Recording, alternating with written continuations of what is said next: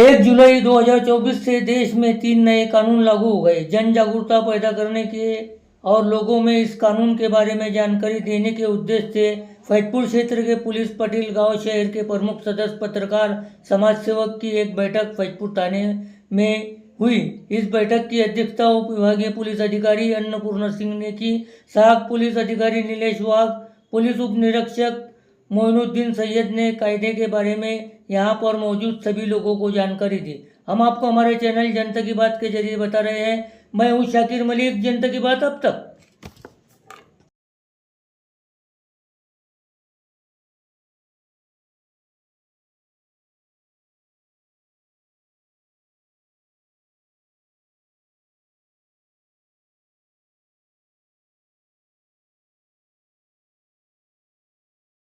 तो हजर नाही राहिलं तर त्याची प्रॉपर्टी सीज करणार हे अधिकार आता आलेले आहे.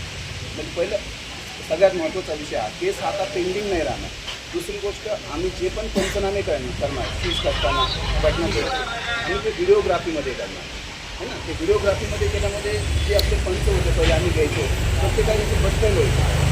आम्ही एवढी मेहनत करायचो, थोडेसे पण मेहनत करायचा, पंचनामे तयार करायचा, इव्हेंट गोळा करायचा, प्रभाव नोंदवायचा, CL आपला पाठवायचा आणि हे काय करायचं ऐन वेळेस काय द्यायचे कोर्टात जाऊन होस्टेल व्हायचे. तर आता ते होस्टेलवरचा संबंध राहिला नाही, कारण तो होस्टेल झाला तरी त्याची व्हिडिओग्राफी तिथे सांगेल. त्याच्यामुळे जो पण आता याच्यानंतर पंच होणार त्याला हे सांगा की मग तुला आता स्टँड राहायचं आहे ना. त्या गोष्टी आहेत महत्त्वाच्या. आणि आता तुम्ही ऑनलाईन कंप्लेंट करू शकता. दुसरी गोष्ट 3 दिवसानंतर येऊन आता मॅडमने आधीच सांगितलं की 3 दिवसांनी तुम्हाला इथं माहिती द्यायची आहे. त्या गोष्टी सगळ्यात महत्त्वाच्या होत्या. आणि कायदा हा चेंज झाला आहे. कायदा खूप ॲक्टिव्ह पद्धतीने चालणार आहे. आम्हालाही एक बंधन आहे, त्या वेळेमध्ये आपल्याला दोषारोपपत्र कोर्टात सादर करणार. म्हणजे कोणी घातपात केला त्याच्यावर 15 दिवसात काय ते कारवाई म्हणजे नवीनमध्ये ते ॲड केलं कोणातून जो का फोडला किंवा काय केला तर ते 15 दिवस नंतर होणार. कंप्लेंट करू शकतो. नाही तसं नाही आहे. ते जे एखादा प्रभारी अधिकाऱ्यांना वाटतोय की हा गुन्हा खोटा आहे किंवा खोटं दाखल करण्यासाठी आहे आणि त्याची शिक्षा 3 वर्षाच्या कमी आहे, 3 वर्षापेक्षा कमी आहे, तर त्या गुन्ह्यामध्ये 14 दिवसापर्यंत आम्ही ते चौकशीवर ठेवू शकतो. जे काही गुन्हे आहे जे 3 वर्षापासून ते 7 वर्षाची खाली पनिशमेंट इन्व्हॉल्व करत आहे त्यामध्ये आम्ही प्रिलिमिनरी इन्क्वायरी किंवा चौकशी करू शकतो. जे नेचर आणि ग्रॅव्हिटी ऑफ ऑफेन्सबद्दल जे काही प्रभारी अधिकाऱ्यांना असं वाटत आहे की हे जे आहे यामध्ये आम्ही इन्क्वायरी करणं आवश्यक आहे.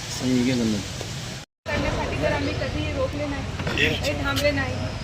पोलीस पाटीलांना पण कोऑपरेट केला पाहिजे. तुमच्या एरियामध्ये काही लोक आहेत इकॉनॉमिकली ठीक आहे आणि त्याच्याकडे खूप वेगवेगळे प्रकारचे वाहन उपलब्ध आले आहे किंवा त्याच्याकडे खूप धन आला आहे. ते कुठून आला आहे ते तुम्हाला त्यांना माहिती करून प्रभारीला सांगितलं पाहिजे.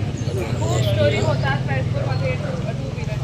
तुम्ही आमचे कान आणि डोळे आहेत ना. तुम्ही या प्रकारे महिला पण सगळे पण तुम्ही आणि स्कूल्स पण सुरू झाला आहे.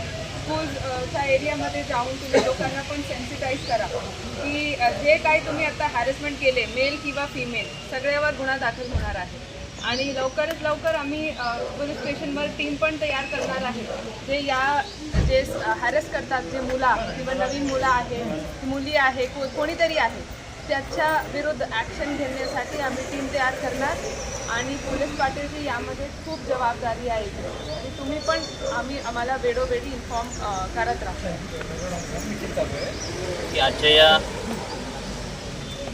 नवीन कायदेविषयक प्रचार प्रसार करण्यात काय रिझन होता की त्यांनी हे इंट्रोड्यूस केले आहे चेंजेस.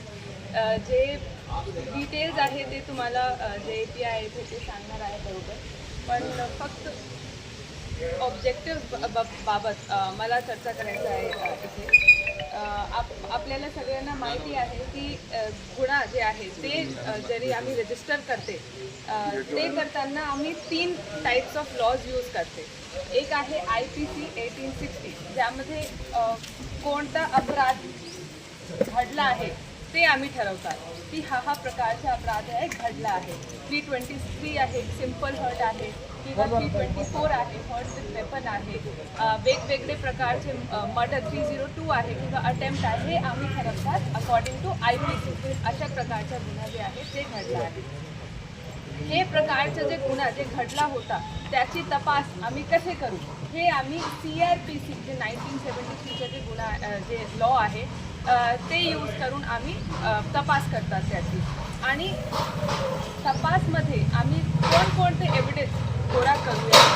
संस्थेद्वारे न्याय किरकोळ गुन्ह्यांसाठी शिक्षा म्हणून समुदाय सेवा हे भारताच्या कायदेशीर व्यवस्थेतील नव्याने उचललेले क्रांतिकारक पाऊल आहे. म्हणजे किरकोळ छोटे छोटे गुन्हे होते ज्यामध्ये कोर्ट असं सोडून द्यायचं, परंतु आपण जे म्हणतो एखादा इथे आल्यानंतर आपण कॉम्प्रोमाइज जसं करतो एखाद्या गोष्टीचं की त्यावर त्यांच्याकडून चुकी झाली आणि छोटा गुन्हा केला आहे, सर्वांचं तडजोड झालं, कॉम्प्रोमाइज झालं, तसंच त्या पद्धतीने कोर्टामध्ये देखील कोर्टाला वाटत असेल की याला काहीतरी सुधारण्याची संधी द्यावी आरोपीला, कारण त्या गुन्हा करण्यामागे त्या आरोपीचा गुन्हा करण्यामागे काहीतरी विशिष्ट कारण असतात आणि त्यानुसारच तो गुन्हा करत असतो.